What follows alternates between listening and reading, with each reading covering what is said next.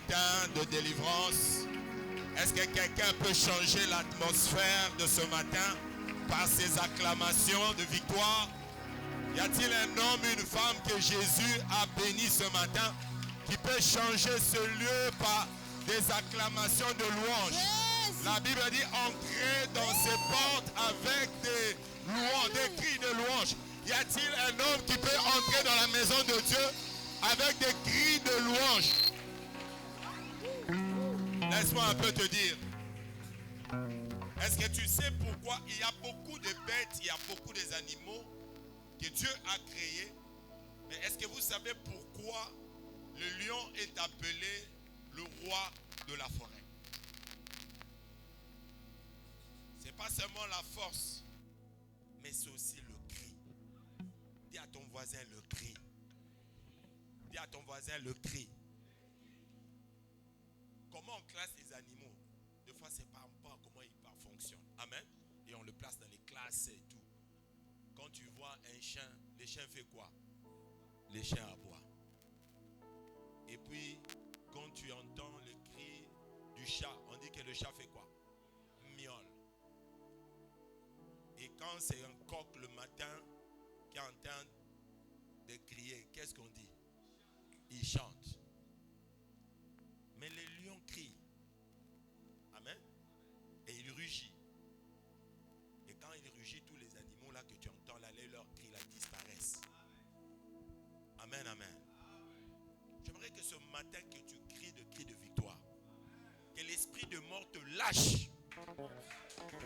Que l'esprit de vol te lâche. Que l'esprit de blocage te lâche. Que l'esprit qui bloquait ta vie te lâche. Que l'esprit qui mettait la limitation dans ta destinée te lâche ce matin. J'aimerais que tu cries comme tu es de la race des lions. Moi nankosi azankosi. Moi na libata aza libata. Moi na soso aza soso. Moi na nzambe faza la bonzambe. Amen. Amen. Il est le lion de la tribu de Juda. Et si tu es né en Christ, c'est que la race royale est en toi. J'aimerais que tu cries comme un roi, comme une prince, une princesse. L'onction royale est sur chacun de nous. Alléluia. Dis à ton voisin, rien ne va me bouger. Amen. Ce matin, nous sommes bénis. Nous sommes bénis parce que nous sommes en Christ. Nous sommes bénis parce que nous sommes bénis de toutes les bénédictions en Christ. Nous sommes bénis parce que le ciel et la terre appartiennent à notre Dieu. Nous sommes bénis parce que partout où la plante de nos pieds foule, ce lieu Dieu nous donne en possession. Nous sommes bénis parce que celui qui est en moi est plus fort que la sorcellerie qui est dans ces terrains, qui est dans la famille, qui est dans la société, qui est au Congo. Est-ce que tu crois à cette parole? Alléluia. Dis à Dieu, intensifie l'onction sur moi.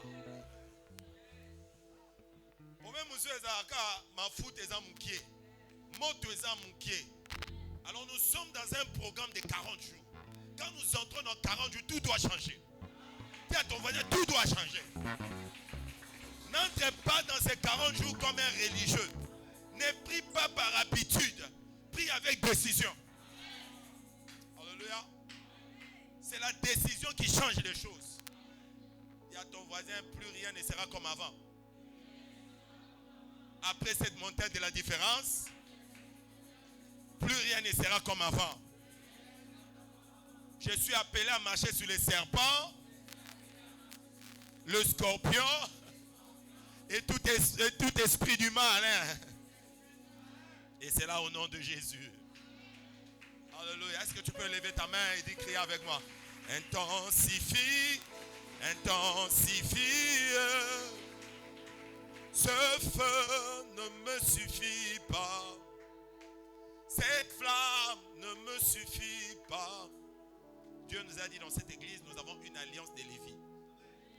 L'alliance de feu et des sacrifices. Chaque fois que tu entres dans cette église, il faut que tu sentes le feu de Dieu. Et chaque fois que tu es dans cette église, quand tu t'agenouilles, il faut que la délivrance arrive. Amen. Et si le feu commence à baisser, la Bible dit que le feu doit brûler continuellement sur l'autel et ne jamais s'éteindre. Lévitique 6:6. Et si le feu commence à s'éteindre, des fois ça arrive. Et comme on peut moi prier, mais tu as besoin de te recharger. Et nous sommes dans une montagne de recharge. Dis à ton voisin, recharge. Intensifie, intensifie.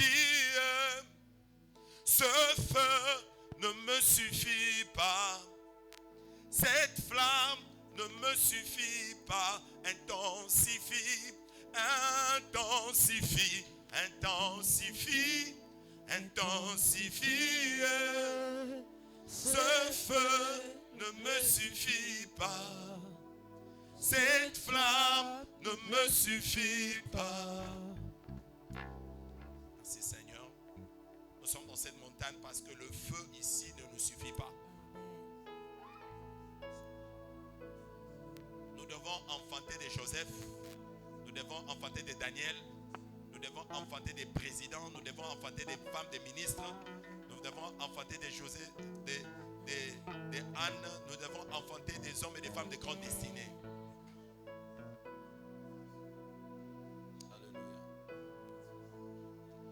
Adulam, Adulam, Adulam, carry me there, bring me there, carry me there, bring me there, carry me home. Adulam, Adulam, Adulam.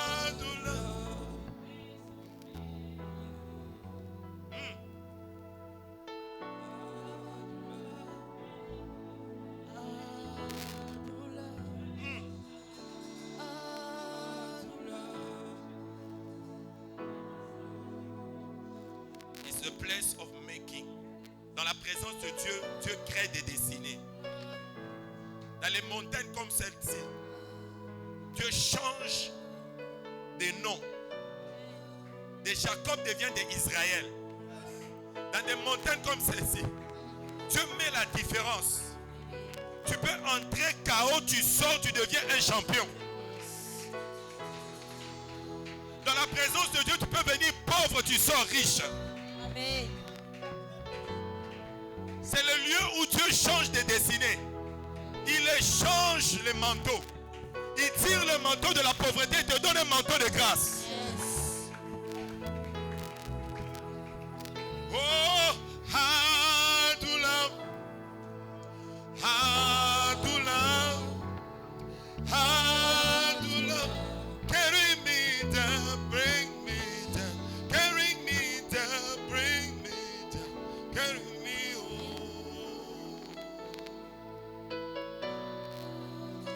Seigneur, il y a des moments où tu nous portes à nous cacher dans la prière. Parce que c'est lorsque nous nous cachons dans la prière que tu commences à faire des opérations de chirurgie, des opérations de cœur, des opérations de la peau, des opérations de transformation. Et tu produis un produit fini. Et je prie que cette montagne produise des hommes et des femmes de distinction. Des hommes et des femmes de distinction. Des hommes et des femmes d'une grande valeur dans la société. Et c'est là au nom de Jésus. Yes, Lord. Père, nous prions au nom de Jésus qu'il y ait des délivrances pendant cette montagne. Que personne ne sorte de cette montagne telle qu'elle était venue. Il y a des dossiers qui sont bloqués pendant longtemps. Mais je prie que cette montagne ne finisse pas. Que tu vives des déblocages surnaturels. Il y a des situations qui ont retardé pendant longtemps. Je prie que cette montagne ne finisse pas. Que l'Éternel commence à mettre des signatures. Et que des choses qui étaient en train de tarder commencent à être libérées par la grâce de Dieu.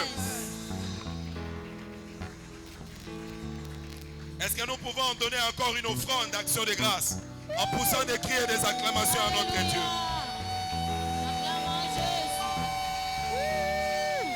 Alléluia.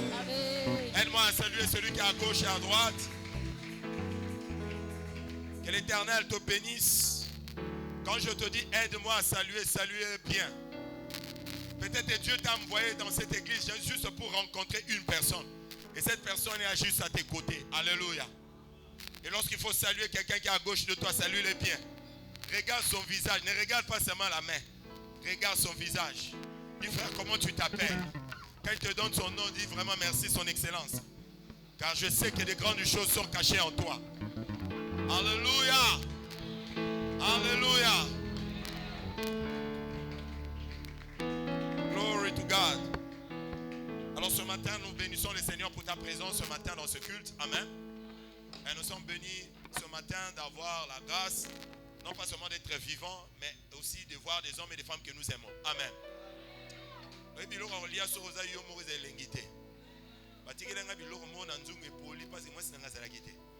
Dis à ton voisin, quand tu n'as pas des gens que tu aimes dans la vie est pauvre. Amen. Que Dieu bénisse et nous saluons aussi la présence de Momi ici. Moi je dis déjà, Mom, you are welcome, welcome, bless you. Amen. Glory to God. Il faut apprécier les gens que vous aimez. Amen. Alléluia. La louange est intéressante quand vous avez une équipe. Amen. La louange est intéressante lorsque tu as une équipe. Est-ce que vous pouvez m'aider aussi à acclamer aussi pour tous ces musiciens que Dieu vous bénisse. You are welcome. God bless you so much. Praise the Lord. Amen. Dis à ton voisin, la saison est bonne. Dis encore, c'est très bon, très bon. La saison est très bonne. Praise the Lord. Gloire à Dieu. Alors j'aimerais ce matin parler de la part de Dieu pendant cette montagne et de quelque chose que le Saint-Esprit a mis dans mon cœur pendant tout ce voyage missionnaire. Et dans cette montagne des montagnes 40, le Seigneur nous a dit quelque chose. Il a dit, il est le Dieu qui brise toutes nos chaînes. Dis à ton voisin, pas quelques chaînes. Toutes nos chaînes. Va dans ta Bible, souligne tout. Alléluia. Parce que s'il y a un Dieu qui brise certaines chaînes, c'est qu'il ne peut pas être un Dieu tout puissant. Donc s'il n'est pas tout puissant, on ne peut pas l'adorer lui seul. Il faut que nous puissions chercher d'autres dieux pour compléter ce que lui ne peut pas faire. Est-ce que nous comprenons ça?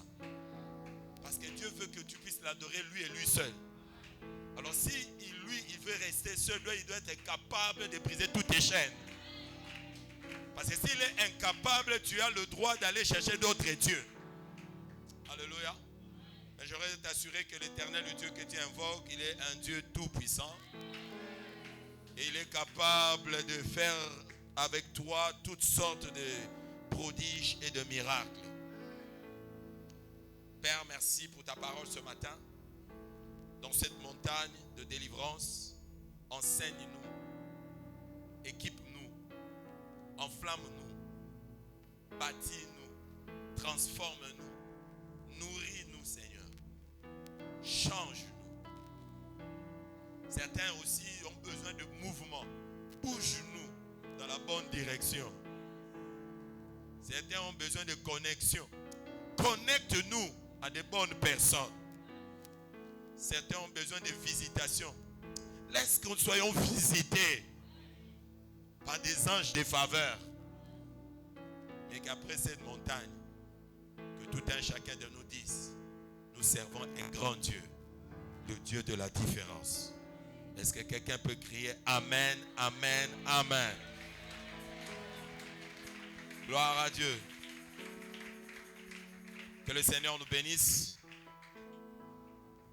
Nous allons lire un texte ce matin.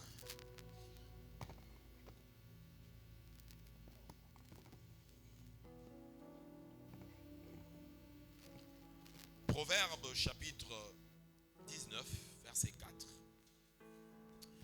La parole de l'Éternel déclare: la richesse procure un grand nombre d'amis, mais le pauvre est séparé de son ami. Amen. Proverbe chapitre 19 verset 7 dit: tous les frères du pauvre les haïssent.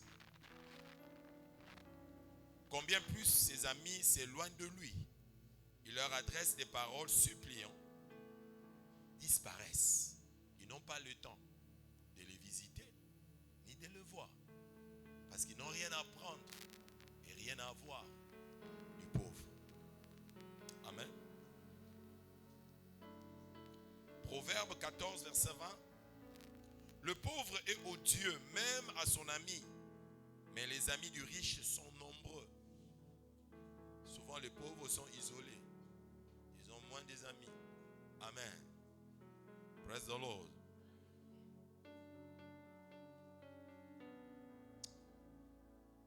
Proverbe 18 verset 23.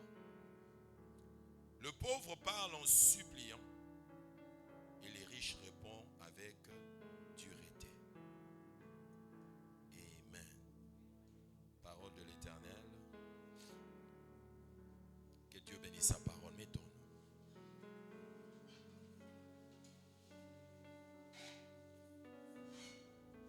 Ce matin, j'aimerais développer une clé. Parce que nous parlons de la délivrance. Que Dieu est le Dieu qui brise toutes nos chaînes. Naoum chapitre 1 verset 13. Vois maintenant que je suis le Dieu qui brise toutes tes chaînes. Vois maintenant. Parce qu'il y a des moments où nous, malgré que nous marchons avec Dieu, nous pensons que Dieu ne peut pas briser certaines chaînes. Alléluia. Nous pensons qu'il peut briser peut-être les chaînes de la maladie, mais pas le chaîne de problème de mariage. Peut-être qu'il peut briser le chaîne de problème de mariage, mais pas le problème de la stérilité. Peut-être le problème de la stérilité, mais pas le problème de la pauvreté. Et une fois nous plaçons Dieu à certaines formes de limites. Nous avons reçu Jésus. Nous sommes sauvés. Nous croyons que nous allons aller au ciel et vivre l'éternité avec le Seigneur. Mais la vérité est que le Dieu que Dieu invoque n'est pas seulement le Dieu des cieux. Il est le Dieu de la terre et des cieux. Touche ton voisin, le Dieu de la terre et des cieux. Il ne domine pas seulement au ciel. Il domine aussi sur la terre. Dieu n'est pas dépassé par les affaires de la terre. Parce que des fois, lorsque nous marchons, nous avons l'impression que ce qui se passe sur la terre ne vous préoccupe pas Dieu. Et que le Seigneur est tellement préoccupé qu'au ciel. Et à un moment, nous avons l'impression que sur la terre, nous marchons seuls. Et le Seigneur est au ciel. Matthieu 28. Lorsque tu lis Matthieu 28, lorsque Jésus donne cette grande recommandation à ses disciples, il dit: allez prêcher la bonne nouvelle à toute la création. Et faites de toutes les nations mes disciples. Enseignez-leur tout ce que je vous dis. Après avoir donné tout ce mandat à ses disciples, la Bible dit: et le Seigneur marchait avec eux. Il est monté dans le ciel, mais il continue à marcher avec eux. Dis à ton voisin: il monte au ciel, mais il continue aussi à marcher sur toi, avec toi. Celui qui est monté au ciel continue à marcher avec toi sur la terre. Tu vas te poser la question sur comment. Lui, il a dit: il monte au ciel et puis sur la terre, il est encore. Oui. S'il ne peut pas faire ça, c'est qu'il n'est pas Dieu. Il est omniprésent, omniscient. À 12 heures, j'ai prié. Dieu me parlait. À 12 heures, à Kuala Lumpur, quelqu'un priait. Dieu aussi lui parlait. Comment il peut parler avec 15 personnes au même moment? Il est Dieu. Il est Dieu. Quand Dieu intervient dans ta vie, ses mains ne sont pas limitées pour intervenir dans la vie de quelqu'un d'autre. Parce qu'il est Dieu. Il est omniscient. Il est omnipotent. Dieu a toute la puissance d'opérer dans n'importe quel domaine et sur n'importe quel terrain et puis au même moment. Et c'est ce qui fait de lui Dieu. Omniscient, omnipotent. Alléluia. Capable de tout sans limite. Ça c'est Dieu. Il dit: maintenant je brise toutes tes chaînes. Je ne sais pas quelles sont les chaînes qui continuent à faire de bruit tout autour de ta vie, tout autour de ma vie. Parce que vous voyez, quand il y a des chaînes, les chaînes produisent toujours des bruits. Alléluia. Mais des bruits bizarres. Des bruits compliqués. Alléluia. Je ne sais pas quelles sont les chaînes qui continuent à produire des sons et de bruits. Et pendant cette montagne 40, Dieu veut faire cesser le bruit des chaînes tout autour de la vie de tous ceux-là qui invoquent son nom. Est-ce que tu crois cela? Jean 8, 36, la parole de Dieu dit, si donc le Fils t'affranchit, tu deviendras pas libre, réellement. Fais attention à des préfixes, fais attention à des adjectifs. Totalement libre. Tu peux avoir des libertés qui ne sont pas totales. Aujourd'hui, on parle de 60 ans d'indépendance au Congo. 60 ans, 40 ans, plusieurs pays africains ont reçu des indépendances. Mais ils ne sont pas totalement libres. Touche ton voisin. Totalement veut dire totalement. Réellement veut dire réellement. Dès qu'on te dit tu es libre mais ne va pas loin, ce n'est pas réellement. Pharaon a dit partez, sortez, je vous libère, mais n'allez pas loin. Ça c'est plus totalement. Dieu n'est pas l'auteur des délivrances partielles. Dieu n'est pas l'auteur des délivrances à 30%, 40%, 50%, même à 70%. Nous servons un Dieu qui a tout payé à la croix.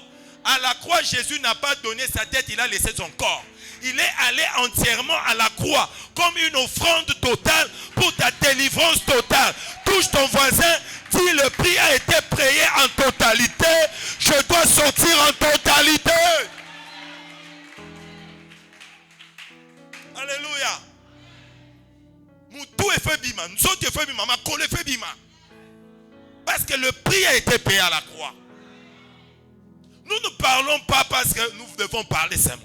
Nous parlons parce que le prix a été payé. Romains 8, premier, la parole de l'Éternel déclare, il n'y a donc plus de condamnation pour celui qui est en Christ Jésus. La délivrance totale est en Christ Jésus. En dehors de Christ, il n'y a pas de délivrance totale. Aucun pays de ce monde ne peut vous libérer. C'est Jésus qui est l'auteur de délivrance totale. Touche ton voisin, il est le seul libérateur véritable. Alléluia.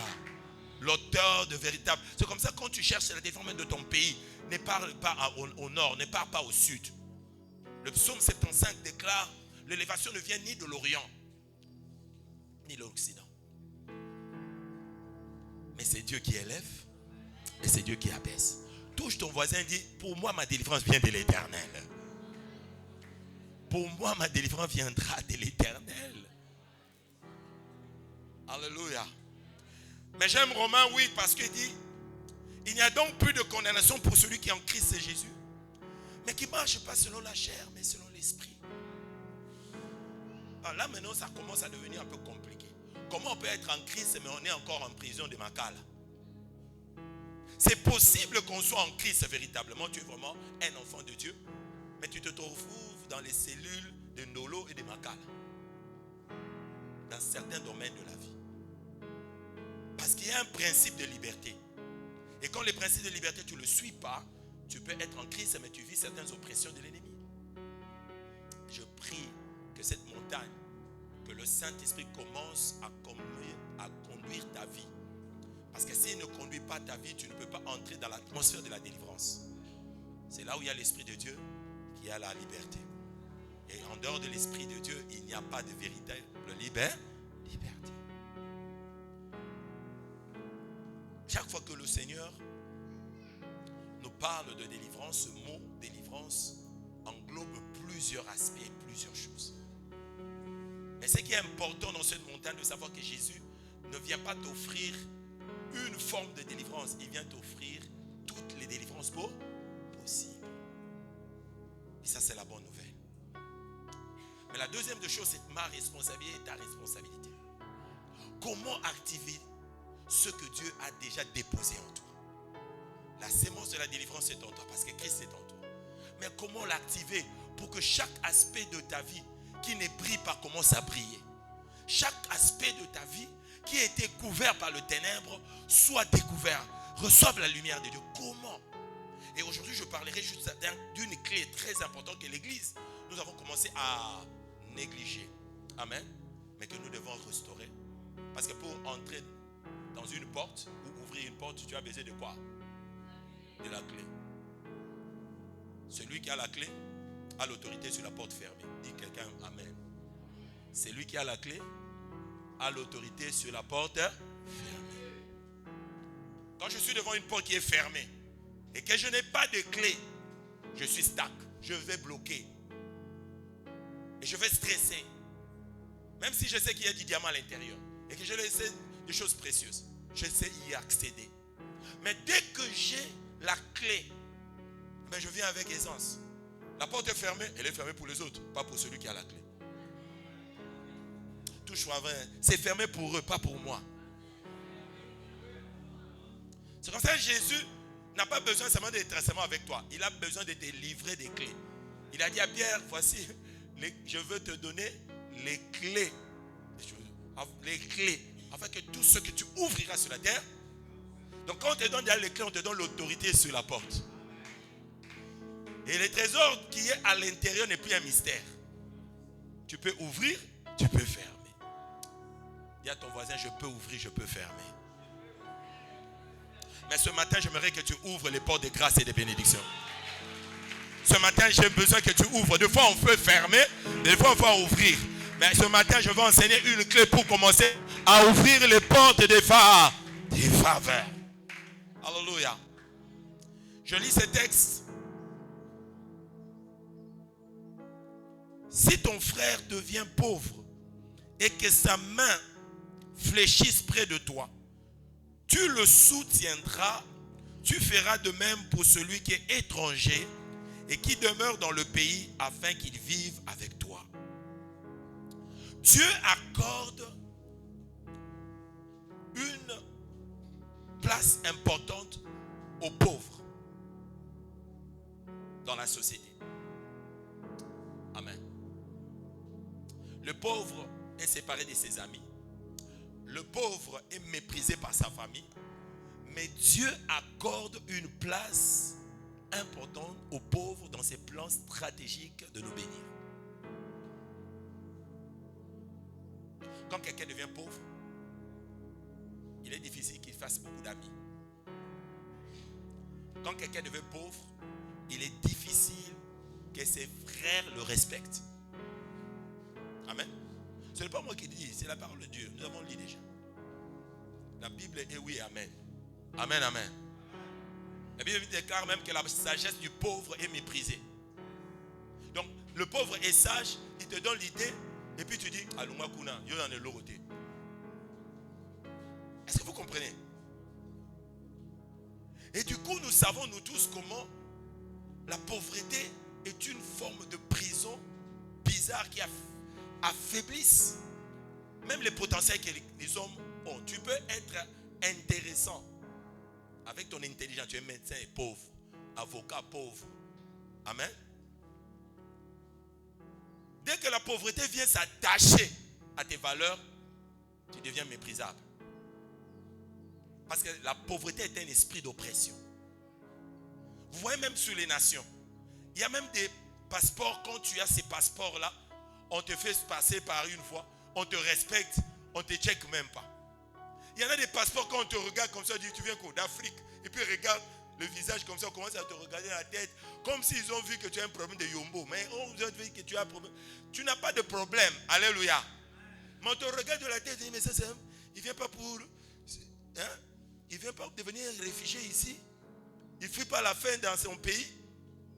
Ce n'est pas un futur réfugié. Et on commence à passer un peu à côté, passe un peu ici, passe un peu là-bas. Du coup, le traitement qu'on donne aux pauvres, que ce soit pauvre par rapport à la nation, pauvre d'une manière ou d'une autre, ce sont des traitements de mépris et d'aliénation. Amen, amen. D'où chacun de nous doit être d'abord d'accord avec moi que la pauvreté, ce n'est pas une bonne chose. Dis à ton voisin, ce n'est pas une bonne chose. Alléluia. Pourquoi? Parce que ça diminue ta valeur. Ça fait que les gens te méprisent et ça te diminue. Acte chapitre 10, verset 38, Jésus est venu, rempli du Saint-Esprit, loin du Saint-Esprit et de puissance.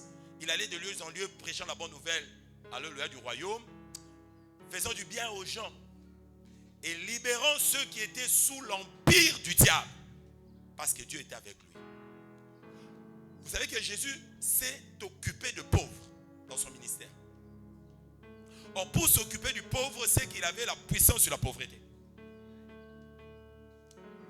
Comment quelqu'un dans son ministère peut dire à 5000 personnes, Martin, 5000 personnes viennent dans la campagne de Jésus. Campagne de Jésus. Il enseigne, il prêche. Et puis, comme Jésus parle beaucoup, et il prenait du temps pour enseigner, les gens se fatiguent. Les miracles se font, mais leur esprit est nourri. Mais Jésus savait que leur corps n'était pas nourri. Et que ce peuple avait besoin de la nourriture. Mais ils sont dans le désert. Et Jésus se tourne vers ses disciples et dit, Martin, nourrissez ces gens-là. Et les gens qui sont dans la comptabilité commencent à poser la question, beaucoup de gens ici, même si on dit le gâteau seulement de $1, c'est 5 000 $ qui doivent partir. Pour que Jésus donne des ordres de nourrir des gens comme ça, c'est que Jésus ne pouvait pas être pauvre. Touche son voisin. Il n'a pas opéré dans un ministère en étant pauvre. Luc chapitre 8, verset 1er. Jésus, dans son ministère, avait de 12 disciples qui marchaient avec lui. Mais à côté des 12 disciples, il avait aussi des femmes. Alléluia. Et la Bible donne des distinctions des femmes qui étaient tout autour de Jésus. Il y a une femme, Suzanne. Alléluia. On dit, mais cette femme était la femme de l'intendant du roi Hérode. Si tu as une femme du ministre des Finances, par exemple, alléluia, intendant, c'est-à-dire des affaires d'intendant, c'est qu'il garde soit budget, soit... Bon, donc il gardait les biens du roi. Quelqu'un qui garde les biens du roi, il doit avoir combien de moyens?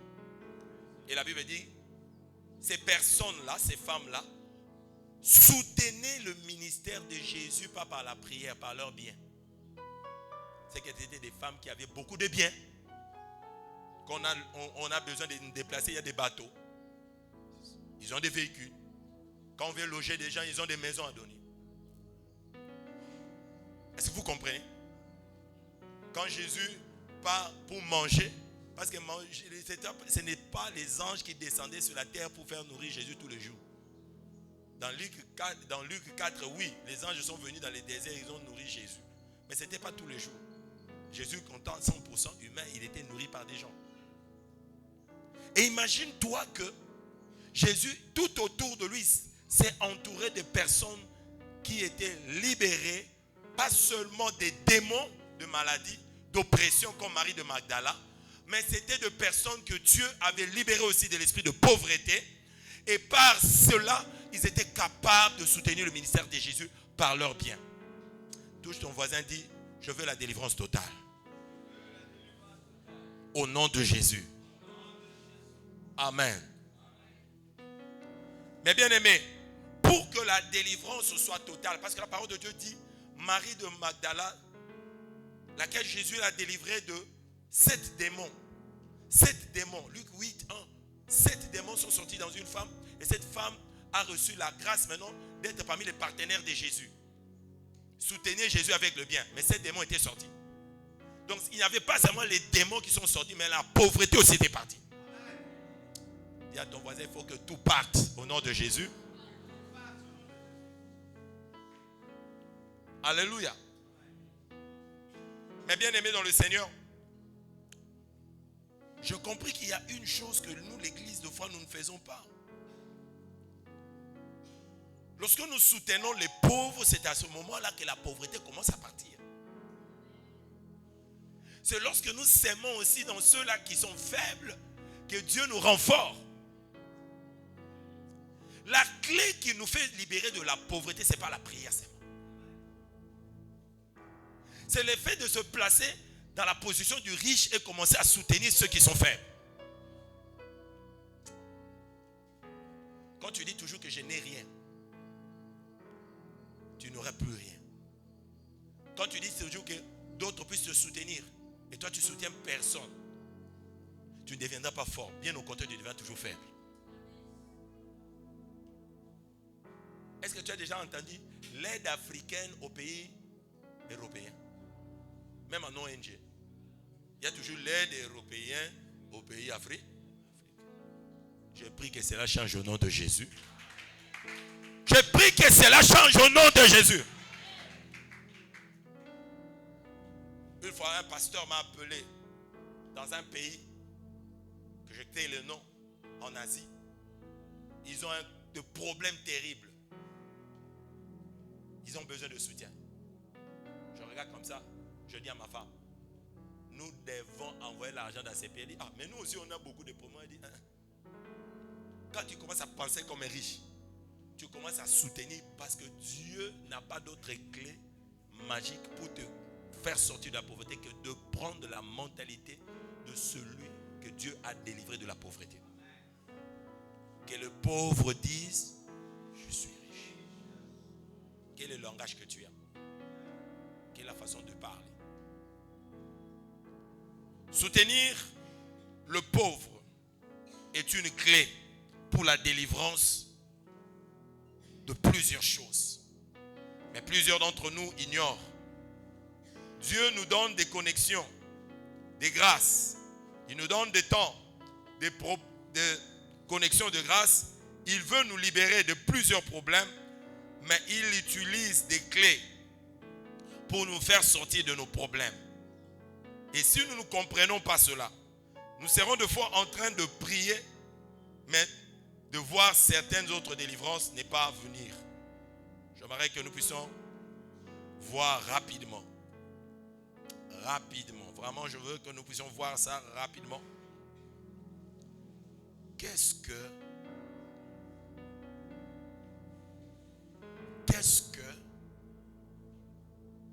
le don aux pauvres peut déclencher comme délivrance dans ta vie, dans ma vie, dans la vie d'une église, dans la vie même d'une nation?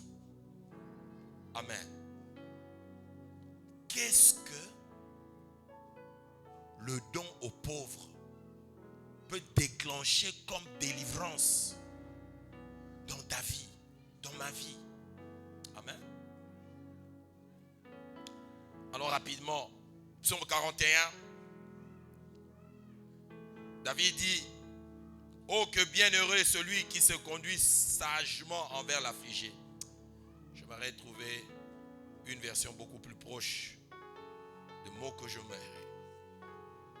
8 secondes dit, heureux celui qui s'intéresse aux pauvres. Au jour du malheur, au jour du malheur,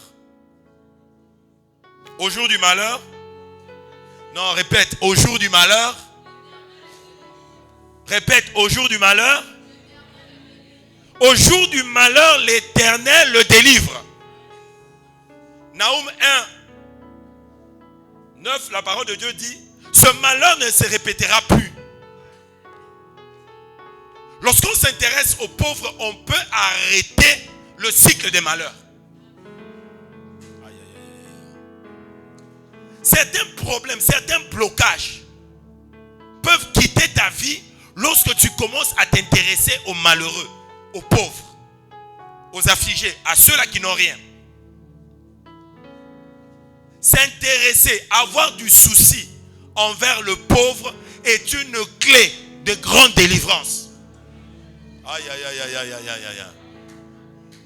Tu cherches l'argent, mais Dieu peut te demander de donner le peu que tu as à quelqu'un qui manque le plus et Dieu t'ouvre plusieurs portes. Heureux, la Bible dit, heureux ceux qui s'intéressent aux pauvres. Parce que plusieurs ne s'intéressent pas aux pauvres, même dans leur famille. La Bible dit que le pauvre est séparé de ses amis. Le pauvre est haï même par ses frères. Les gens font un mariage, on ne t'a pas appelé. Vous savez pourquoi? Parce qu'on sait même que quand on va t'appeler, tu vas amener des problèmes.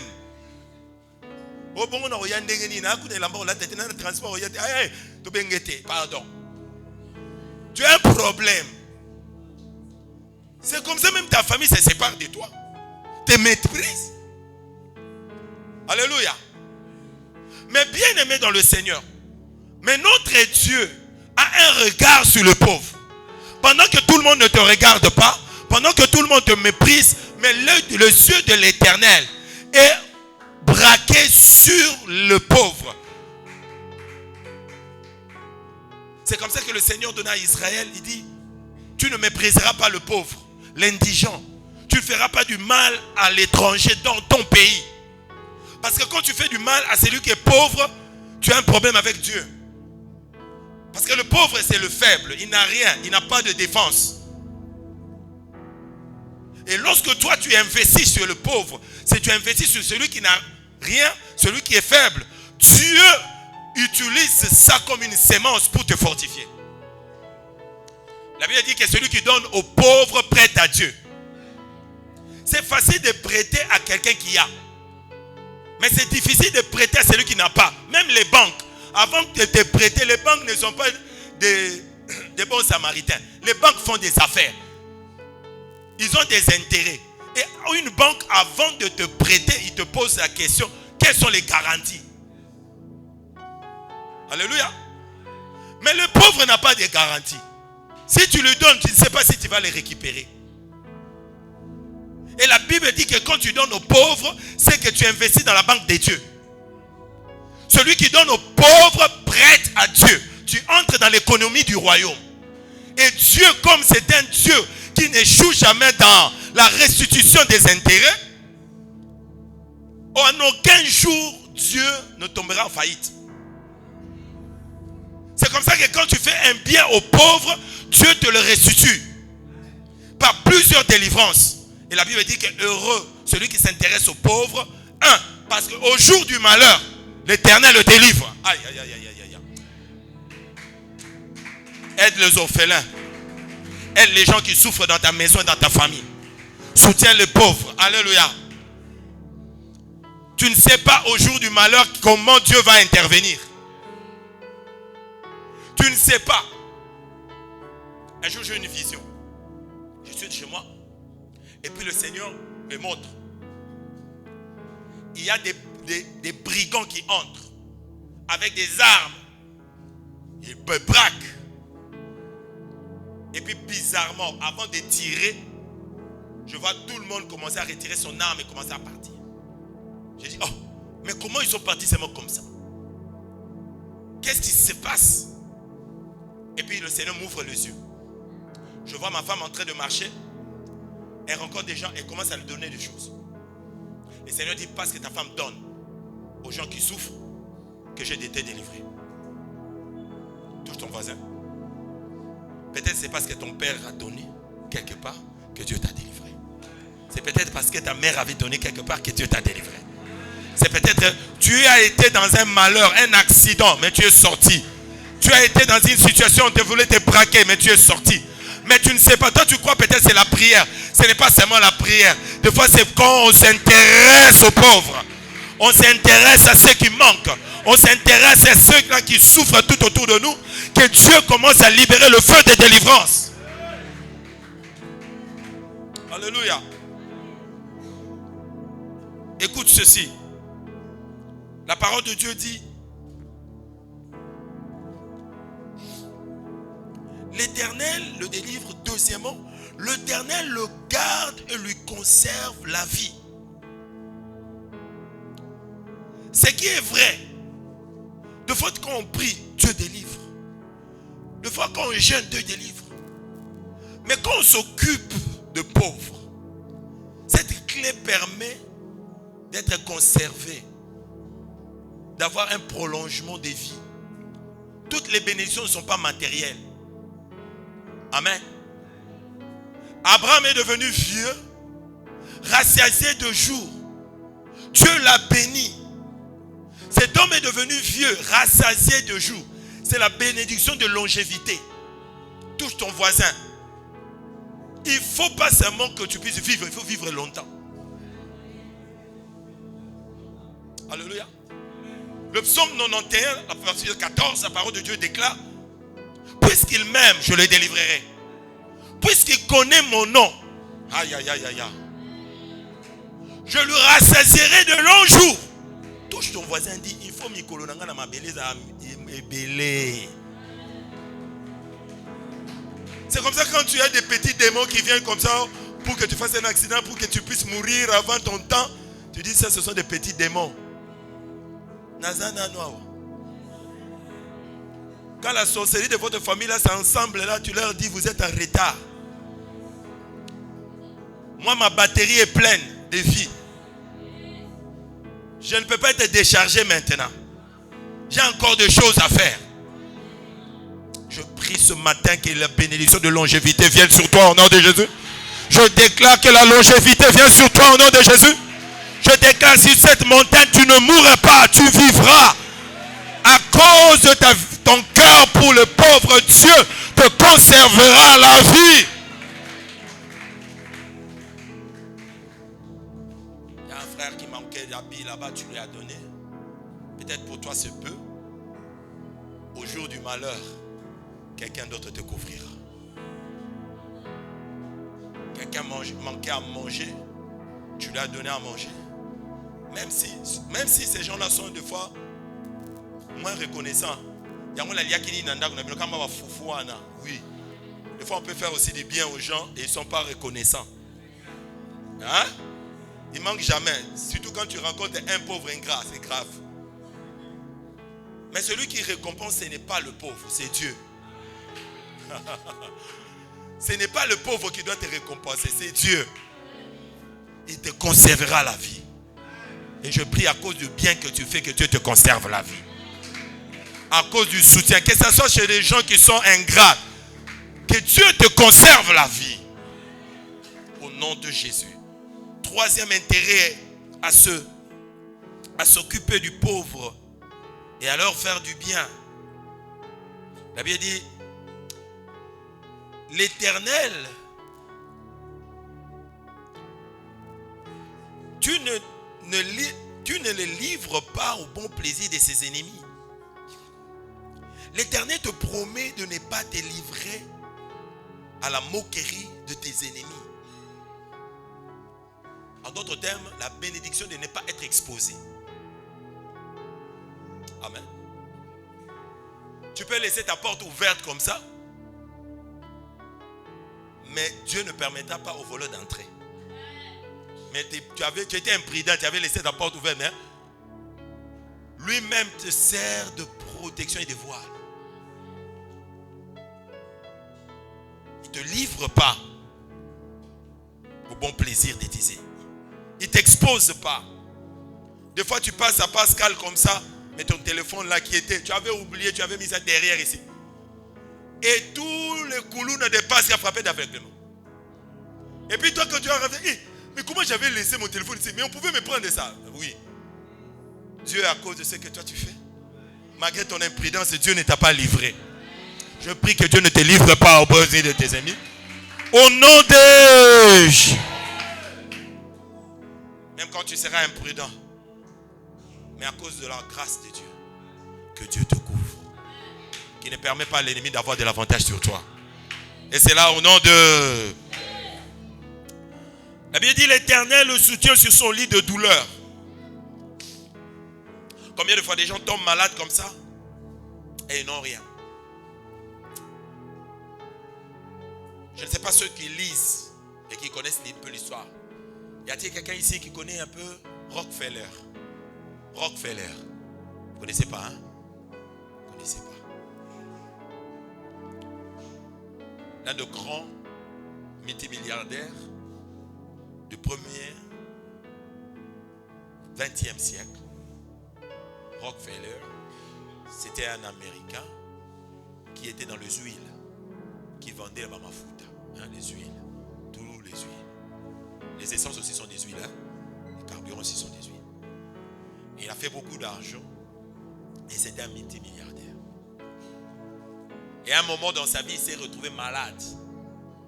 Un multimilliardaire mais malade. Et auprès de médecins, on a regardé avec son argent. On pouvait faire toutes sortes de recherches pour trouver comment l'aider à s'en sortir. Il n'y avait rien. Et on lui a dit, il te reste peu de jours pour vivre. Le gars, il regarde toute sa richesse. Où léguer toute ma richesse? Je dois mourir. Et après quelques temps,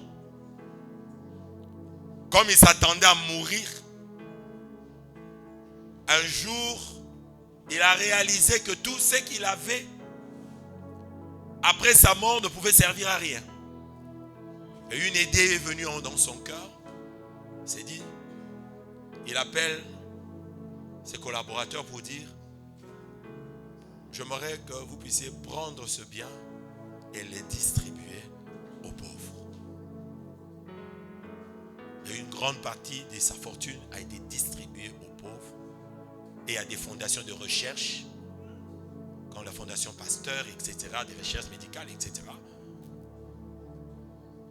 Et c'était tout. Et il s'attendait à la mort. Mais à cause de cette action-là, Dieu, dans sa grâce, lui a envoyé un messager qui lui a parlé du Seigneur. Et il a donné sa vie à Jésus. Et Dieu lui a guéri miraculeusement. Et vous voyez les baptistes,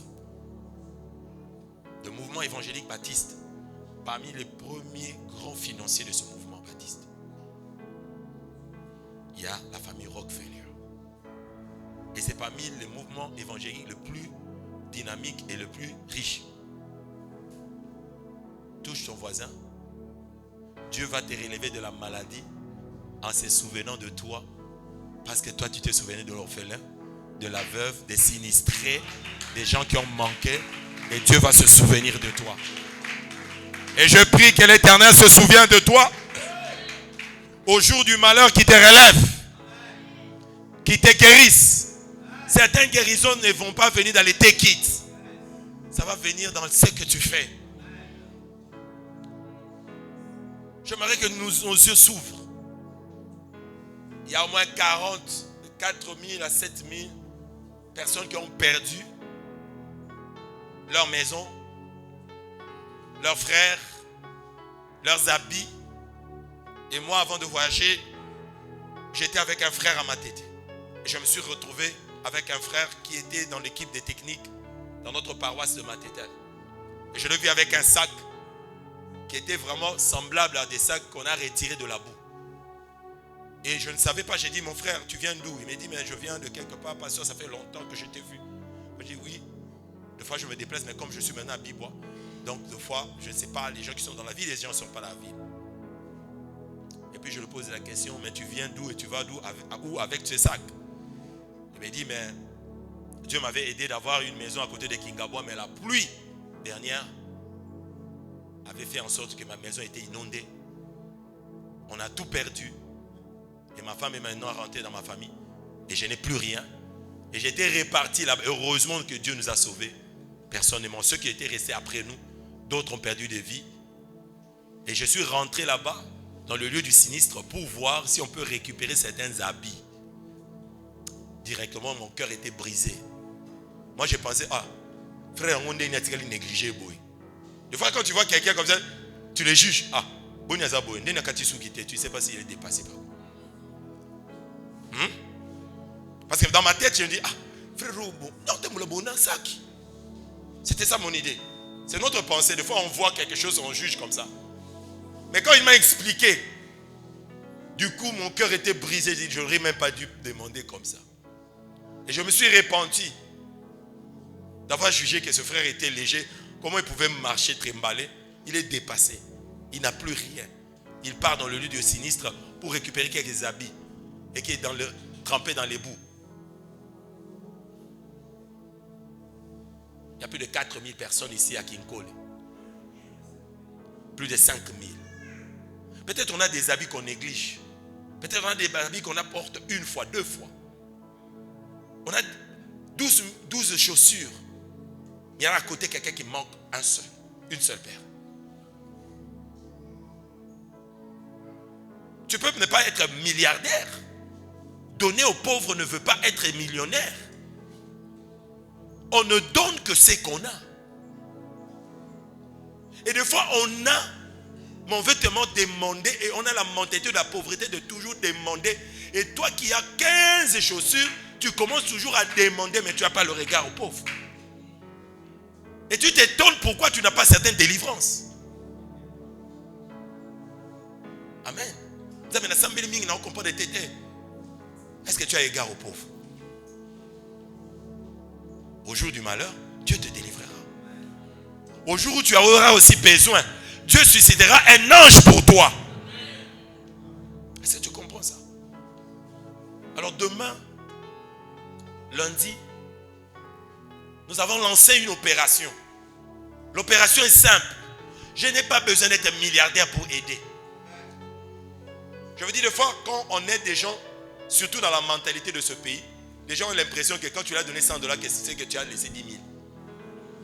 Alléluia. Des fois, le $100 qu'on te a donné, c'était tout ce que la personne avait. Mais tu as donné par sacrifice. Toi aussi, à qui on donne, ne sois pas ingrat. Mais je vous dis une chose. Dans le verset 10 ici. Quand tu sais donner aux pauvres, Dieu te délivrera même des traîtres. Touche ton voisin. Quand tu sais donner aux pauvres, Dieu te délivrera même des traîtres.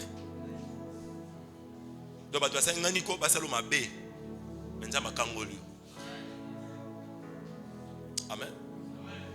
Et nous voulons le 30 juin, c'est demain, l'indépendance. Mais nous devons être à Kinkole. Touche ton voisin, on doit être à Kinkole. On a quelque chose à donner. 15 habits. Mais quelqu'un d'autre n'en a pas. Tu peux te séparer même de toi. Tu peux donner même 4. Si tu restes avec 10, tu peux t'habiller aisément. Amen. 15 paires de chaussures. Les autres même ont des poussières. Tu as oublié même que tu l'as. Tu peux donner. C'est une sémence. Parce qu'une sémence qui n'est pas plantée ne produit pas de moisson. Ne produit pas de moisson. C'est quand tu actes, quand tu fais, c'est à ce moment. Ne pense pas, fais. On a qu'à dire ça au Félina. Ça là ici qu'aux alliés. Plante une sémence d'amour et tu verras ce que Dieu fera. Il y a des gens qui ont commencé. Je m'arrêterai ici aujourd'hui. Peut-être toi qui nous suis. Cette opération, nous avons commencé. Demain, déjà, nous serons là. Il y a des frères, il y a des sœurs déjà qui ont commencé à donner des habits toute la semaine.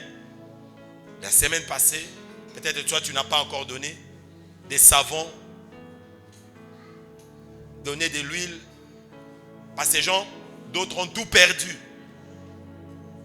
Le temps de retrouver le nord. Le temps de savoir, bon, je vais m'en sortir comment. Nous pouvons les aider. Et si nous les aidons, au jour du malheur, nous pouvons crier à Dieu. Et l'Éternel pourra nous soutenir. Est-ce que nous comprenons ces choses? N'aide pas seulement quelqu'un parce qu'il est de ta tribu. N'aide pas quelqu'un seulement parce que tu le connais. Aide parce que c'est un prochain. Amen. Aide simplement parce que Dieu te le recommande. Et le Dieu des cieux qui verra ce que toi, tu aurais fait envers ces gens-là, te le rendra de plusieurs manières. Ce que je suis en train de dire sont juste des miettes. Même l'apôtre Paul, lorsqu'il est parti à Jérusalem pour défendre son ministère, les colonnes lui ont dit: ce que tu enseignes c'est bien, mais n'oublie pas le pauvre. Ce que tu enseignes, la doctrine que tu enseignes est conforme à ce que nous enseignons, mais n'oublie pas le pauvre. Jacques, qui était le bishop de la première église, dans le livre de Jacques, verset 2, chapitre 2, verset 5, chapitre 5, verset 27, il dit que nous devons penser aux pauvres. Si tout le monde ne va pas penser aux pauvres, mais l'église est appelée à penser aux pauvres. C'est une recommandation du Seigneur. L'indépendance 30. L'indépendance, il y a lobby. La délivrance, vous soupez en boca. Les anciens peuvent pauvres, vous soutenir. Quand Dieu vous bénit, vous êtes élevé, vous avez un travail, vous avez des élévations, vous êtes devenu un politicien, Dieu vous a élevé. Pensez aussi aux pauvres. Dieu délivrera le pays. Certaines guérisons du pays, même de l'économie, c'est lorsque nous commençons à penser aux pauvres, à ceux qui manquent. Dans un pays où on ne pense pas aux pauvres, la main de Dieu ne s'occupe même pas de ses leaderships. Ça, c'est la parole de l'Éternel. Remarquez dans la Bible, tous les rois qui se sont occupés du peuple, Dieu les a gardés, Dieu les a préservés, Dieu les a aidés, Dieu les a délivrés. Et ce psaume est écrit par David, un roi. Parce qu'il faisait du bien aux pauvres et qu'il a écrit ce psaume. Au jour du malheur, l'Éternel le délivre. Et parce que lui-même, il avait vécu ça. Chaque fois qu'il était trahi, mais Dieu le délivrait. Chaque fois qu'il était combattu, Dieu le délivrait. Dieu se souvenait de ce qu'il faisait de bien. Alléluia. Et Dieu ne les livrait pas au pouvoir des méchants. J'ai pris qu'il en soit ainsi pour toi. J'ai fait qu'il en soit ainsi pour toi et moi. Je prie que ça soit aussi ainsi pour cette église. Quand nous allons le faire, nous n'avons pas besoin d'être des milliardaires dans cette église. Mais si nous le faisons maintenant, Dieu changera notre dimension. Est-ce qu'on peut se lever pour prier?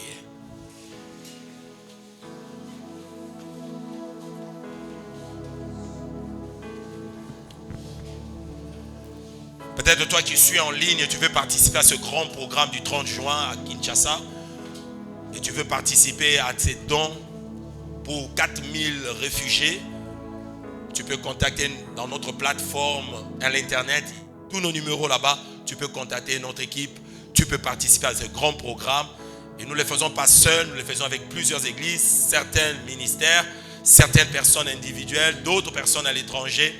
Et nous prions que le Dieu de cieux puisse bénir et ouvrir le ciel, et qu'au jour du malheur, lorsque tu crieras à l'Éternel, que l'Éternel se souvienne de ta sémence. C'est un $50, c'est un $100, c'est un carton de savon, c'est un sac de riz. Ces gens ont faim, ces gens ont besoin de se vêtir. Ce sont des habits que tu amènes, comme plusieurs d'entre nous ici a commencé à amener depuis cette semaine. Que l'Éternel se souvienne. Alors que nous célébrerons demain, le 30 juin, l'indépendance du Congo, mais moi, je prophétise l'indépendance totale. Je prophétise l'indépendance totale. Que tu sois guéri dans toutes tes maladies, que tu sois libéré de ta pauvreté, que tu sois libéré des contrats et que les situations qui étaient bloquées soient débloquées.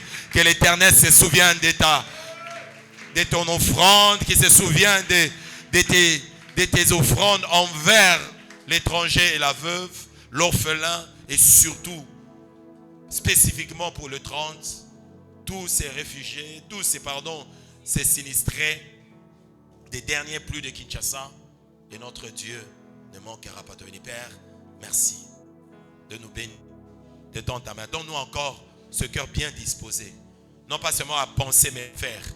Toi, tu crées en nous le bon, tu crées en nous le pouvoir, pas seulement de penser, mais aussi de faire.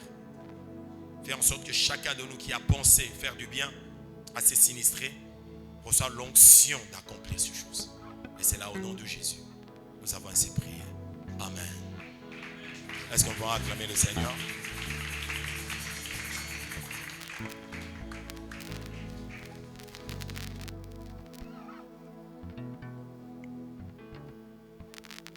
Encore ajouter une offrande d'acclamation.